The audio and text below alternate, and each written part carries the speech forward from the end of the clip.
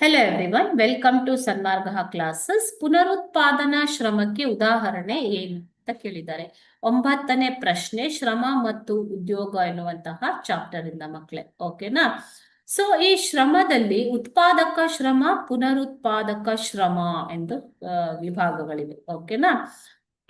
ಉತ್ಪಾದಕ ಶ್ರಮ ಮತ್ತು ಪುನರುತ್ಪಾದಕ ಶ್ರಮ. ಉತ್ಪಾದಕ ಶ್ರಮ ಅಂತಂದ್ರೆ ಯಾವ ಶ್ರಮವು ತುಷ್ಟಿ ಗುಣವನ್ನ ಸೃಷ್ಟಿಸುತ್ತದೆಯೋ ಅಥವಾ ಯಾವುದು ಆದಾಯವನ್ನು ಗಳಿಸುವಲ್ಲಿ ಹೆಲ್ಪ್ ಮಾಡುತ್ತೋ, ಸಹಾಯವಾಗುತ್ತೋ, ಅದನ್ನ ಉತ್ಪಾದಕ ಶ್ರಮ ಅಂತ ಕರೀತಾರೆ. ಆದಾಯ ಗಳಿಕೆಯಲ್ಲಿ ನಿರತರಾಗಿರುವಂತಹ ಶ್ರಮ. ಓಕೆನಾ? ಪುನರುತ್ಪಾದನಾ ಶ್ರಮ ಅಂತಂದ್ರೆ ಮನೆಯಲ್ಲಿ ಕಾರ್ಯನಿರ್ವಹಿಸುವ ಕೆಲಸ.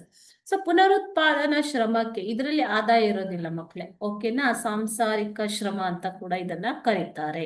ಈಗ ನಿಮ್ಗೆ ಗೊತ್ತಾಗಿರ್ಬೇಕು ಅಲ್ವಾ? ಸೊ ಯಾವುದು ಪುನರುತ್ಪಾದಕ ಶ್ರಮ? ಆಪ್ಷನ್ ಎ, ಶಾಲೆಯಲ್ಲಿ ಶಿಕ್ಷಕ ಬೋಧನೆ ಮಾಡುವುದು. ಆಪ್ಷನ್ ಬಿ, ಮಹಿಳೆಯರು ಕೈಗಾರಿಕೆಯಲ್ಲಿ ಕೆಲಸ ಮಾಡುವುದು. ಆಪ್ಷನ್ ಸಿ, ಮನೆಯಲ್ಲಿ ತನ್ನ ಮಗುವಿನ ಆರೈಕೆಯನ್ನ ತಾಯಿ ಮಾಡುವುದು. ಆಪ್ಷನ್ ಡಿ, ಆಸ್ಪತ್ರೆಯಲ್ಲಿ ವೈದ್ಯ ರೋಗಿಗಳಿಗೆ ಚಿಕಿತ್ಸೆ ನೀಡುವುದು. ಈಗ ಶಾಲೆಯಲ್ಲಿ ಶಿಕ್ಷಕ ಬೋಧನೆ ಮಾಡುವುದು, ಇದರಿಂದ ಗಳಿಕೆ ಆಗತ್ತೆ ಅಲ್ವಾ? ಸೊ ಗಳಿಕೆಯಲ್ಲಿ ನಿರತವಾಗಿರುವ ಶ್ರಮ ಇದು. ಓಕೆನಾ? ಉತ್ಪಾದಕ ಅಂತ ಕರೀತಾರೆ ಅದನ್ನು. ಮಹಿಳೆಯರು ಕೈಗಾರಿಕೆಯಲ್ಲಿ ಕೆಲಸ ಮಾಡುವುದರಿಂದ ಅವರಿಗೆ ಸಂಬಳ ಬರುತ್ತೆ. ಸೊ ಇದರಲ್ಲೂ ಕೂಡ ಗಳಿಕೆ ಇದೆ. ಆಸ್ಪತ್ರೆಯಲ್ಲಿ ವೈದ್ಯರು ರೋಗಿಗೆ ಏನು ಫ್ರೀ ಆಗಿ ಚಿಕಿತ್ಸೆ ನೀಡೋದಿಲ್ಲ ಅಲ್ವಾ ಮಕ್ಕಳೇ? ಸೊ ಅದರಲ್ಲೂ ಕೂಡ ಗಳಿಕೆ ಇದೆ.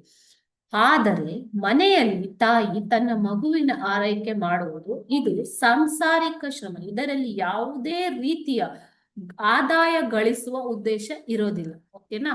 ಸೊ ಇದು ಪುನರುತ್ಪಾದನಾ ಶ್ರಮ ಅಥವಾ ಸಾಂಸಾರಿಕ ಶ್ರಮಕ್ಕೆ ಒಂದು ಉದಾಹರಣೆ ಆಗುತ್ತೆ.